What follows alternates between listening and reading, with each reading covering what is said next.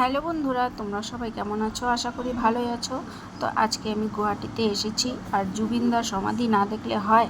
আমার অনেক দিনের ইচ্ছা ছিল, তাই আমি গেলাম কষ্ট করে। তো দেখো, তোমাদেরকেও দেখাচ্ছি।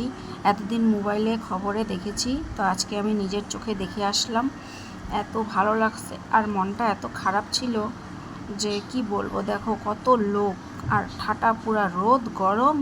আমরা সেই পাগল হয়ে গেছি। এখান থেকে বেরিয়েছিলাম দুপুর 11টার সময়, আর পৌঁছেছি ওখানে 1:30 বাজে।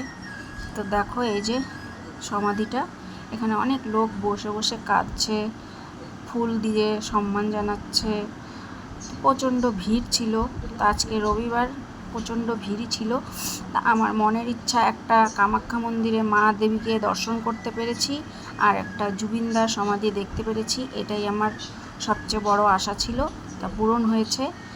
তো তোমরাও একদিন গুয়াহাটিতে আসলে অবশ্যই যাবা আর দেখবা, খুব সুন্দর জায়গা। তো অনেকটা করা হয়নি, কিন্তু আস্তে আস্তে সবই করছে, তৈরি করছে আরও। তো দেখতে দেখতে দেখবা, অনেক ভালো লাগবে। তো তোমরা সবাই ভালো থাকবে, সুস্থ থাকবে, টাটা।